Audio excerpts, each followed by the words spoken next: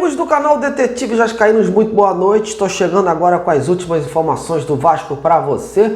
O Vasco que deu aquele mole ontem lá no Peru e hoje poderia estar comemorando aí os 3 pontinhos na estreia da Sul-Americana. Eu vou te falar que a situação ainda está repercutindo muito, viu?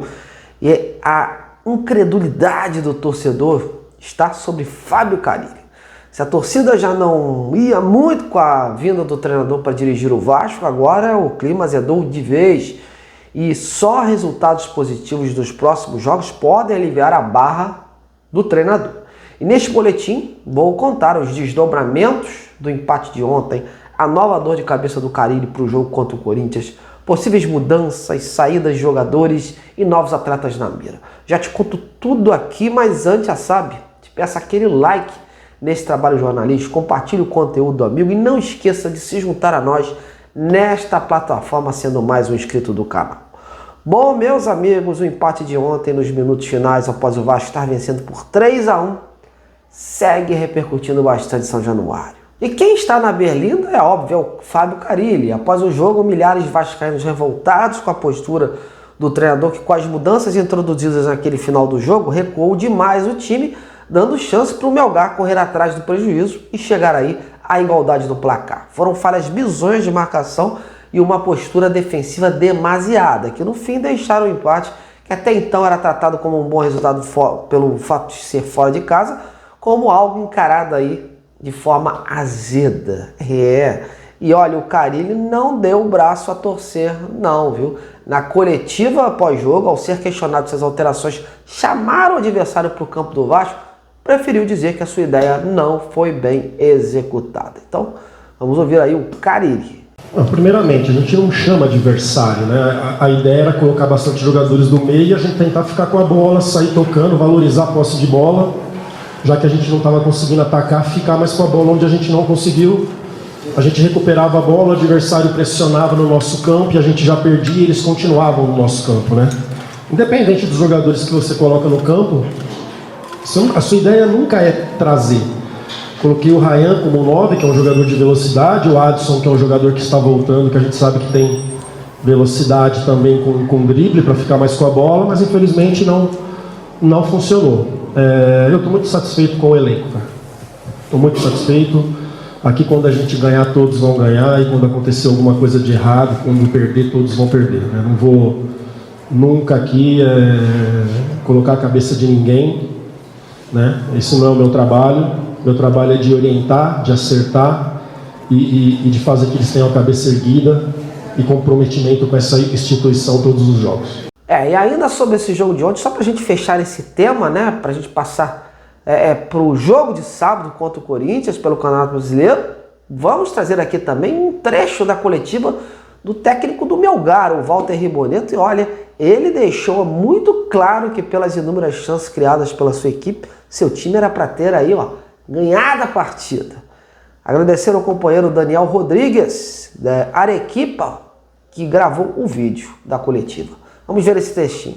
Quiero rescatar y valorar, no sé cuántos equipos peruanos pueden dar vuelta al resultado o alcanzar un empate de la manera que lo hicimos.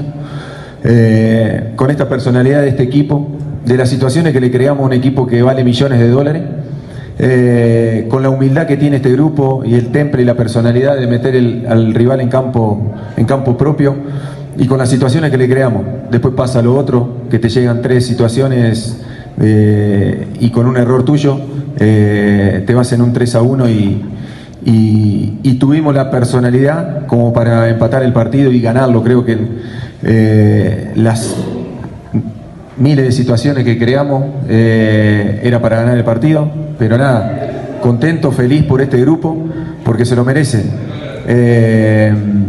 Y el descontento que muchas veces que se nota de la gente no es así, porque la verdad este grupo se merece otra cosa y lo está demostrando que todos los partidos lucha e crê hasta o final para ganhar os partidos e hoje lo demonstramos. Pois é o que eu falei ontem, né, em meu pós-jogo. Se o jogo tivesse mais uns minutinhos aí, a vaca teria ido pro brejo mesmo e o Vasco amargaria uma virada. Mas vida que segue, o jogo de ontem acabou, foi de muitas lições para o Vasco. O alerta agora tá ligado, né? Carille ganhou uma nova dor de cabeça, as bolas aéreas. Os 3 gols de ontem foram puramente bolas alçadas para a área do Vasco. E há muito tempo o Vasco não vinha convivendo com esse problema, desde que o Carille chegou ao Vasco.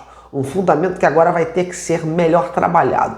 A grande questão é que agora o Vasco terá pouco tempo para corrigir, né, as falhas para esse próximo compromisso. A equipe volta a campo nesse próximo sábado à noitinha contra o Corinthians, lá fora. E por acaso, né, eles também têm como uma das suas principais armas ofensivas justamente a bola aérea. Então lembrando que o Vasco já está em São Paulo, mas somente amanhã vai ter uma atividade no CT do Palmeiras visando esse jogo contra o Corinthians. E pelo andar da carruagem é provável que o Carille faça mudanças na equipe, não só pelas falhas cometidas ontem, como também pela maratona de jogos, porque terça-feira já tem um jogo pela Sul-Americana no Rio de Janeiro contra o Puerto Cabello.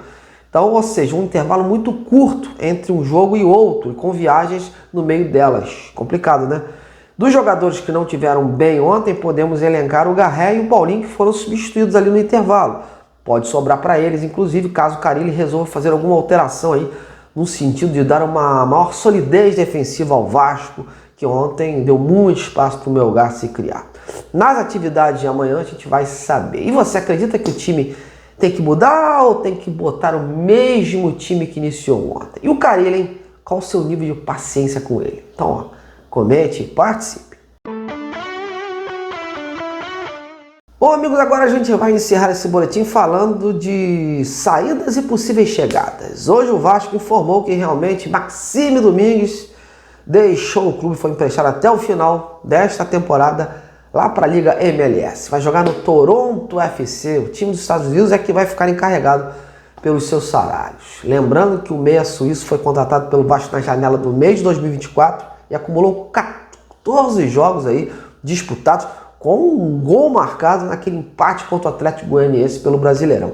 Sem espaço em 2025, o Maxime atuou em apenas 6 jogos nesse início do ano. E aí ele atuou 2 como titular, né? E em seguida começou a ser banco e perdendo mais espaço com o treinador Fábio Carille, que começou a não relacioná-lo mais para as partidas. Sem dúvida, uma contratação sem pé e sem cabeça, porque aqui ninguém conhecia o atleta. E foi muita grana envolvida, né, para trazer um cara totalmente desconhecido e que não conseguiu se adaptar. Veremos se ele volta aí renovado ou se o Vasco consegue aí ter um retorno financeiro pelo que pagou pelo jogador. E sobre chegadas, vamos lembrar que até o dia 11 de abril os clubes brasileiros ainda podem contratar jogadores daqui mesmo do Brasil e por isso nomes ainda pintam por aí como possíveis alvos. Dias atrás, a colega Monique Vilela, repórter que cobre o Atlético Paranaense, trouxe à tona o interesse do Vasco no atacante Matheus Moraes, esse aí que foi artilheiro do Campeonato Paranaense com 8 gols em 17 jogos pelo Maringá, vice-campeão local. O jogador se valorizou muito pela temporada que vem fazendo e despertou o interesse de alguns clubes do Brasil, né? Entre eles o Atlético Paranaense, que eu já falei, o Curitiba, o Ceará, o Juventude e o Bahia. Todos o querendo aí por empréstimo. Em relação ao Vasco, é o que interessa.